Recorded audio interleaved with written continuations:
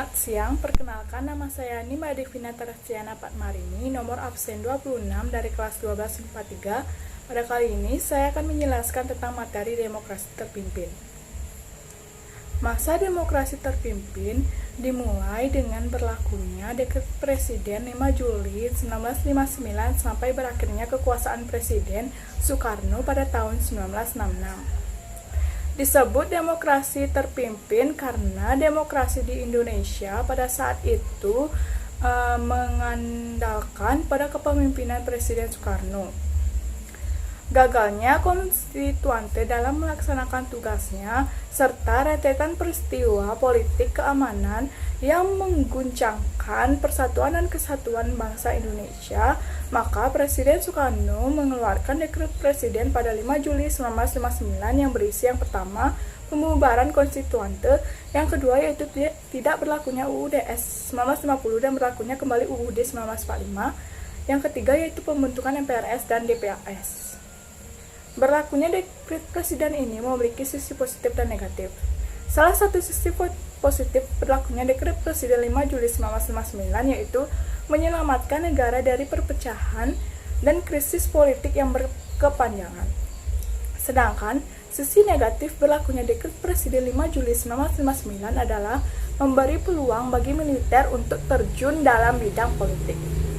Nah, selain berlakunya Dekret Presiden 1959, pada demokrasi terpimpin juga dikeluarkan beberapa kebijakan, yaitu yang pertama pembentukan MPRS, yang kedua pembubaran DPR dan pembentukan DPRGR, yang ketiga yaitu pembentukan Dewan Pertimbangan Agung sementara, yang keempat yaitu pembentukan Front Nasional, dan yang terakhir yaitu pembentukan Kabinet Kerja. Nah, pada masa demokrasi terpimpin dijalankan politik mercusuar. Politik mercusuar adalah politik yang dijalankan oleh Presiden Soekarno yang bertujuan menjadikan Indonesia sebagai mercusuar yang dapat menerangi jalan bagi new emerging forces atau kekuatan baru yang sedang tumbuh di dunia. Selanjutnya yaitu pembebasan Irian Barat. Dalam penyelesaian masalah Irian Barat, pemerintah Indonesia melakukan upaya diplomasi bilateral dengan Belanda, tapi tidak berhasil. Puncak konfrontasi Indonesia terhadap Belanda terjadi saat Presiden Soekarno mengumandangkan Trikora atau Trikomando Rakyat pada tanggal 19 Desember 1961 di Yogyakarta. Nah, pada tanggal 15 Agustus 1962 ditandatangani suatu perjanjian antara pemerintah Indonesia dengan pemerintah Belanda di New York. Nah, yang terkenal dengan Perjanjian New York.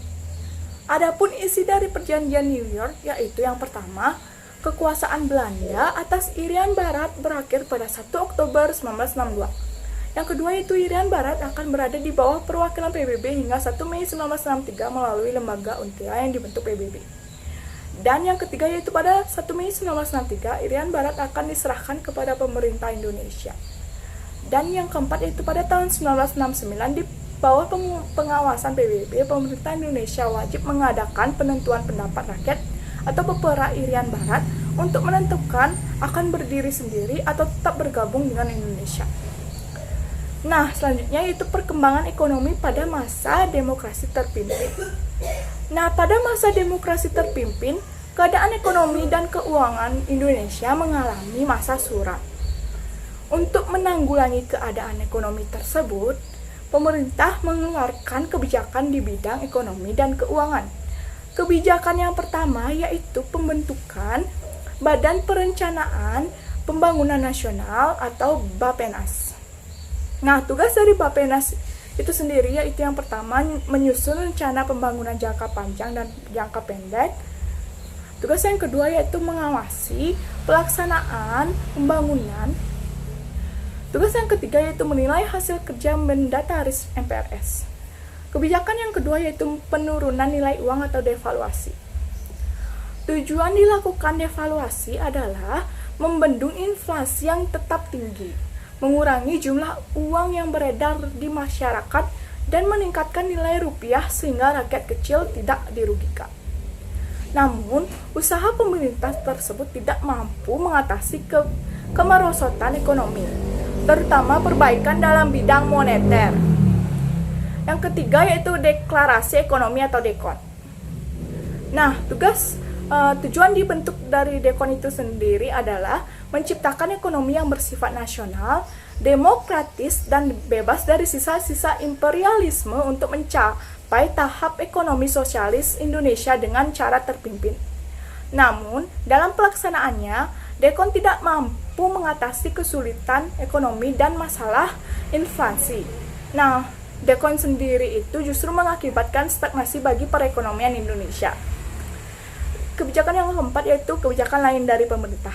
Dalam usaha perdagangan, pemerintah mengeluarkan peraturan tanggal 17 April 1964 mengenai adanya Komando Tertinggi Operasi Ekonomi atau KOTOE dan Kesatuan Operasi atau KESOP. KOTOE bergerak secara sentralistik untuk mengatur perekonomian negara, sedangkan tujuan dibentuk KESOP adalah meningkatkan sektor perdagangan. Sekian penjelasan dari saya. Bila terdapat kesalahan, saya mohon maaf. Terima kasih.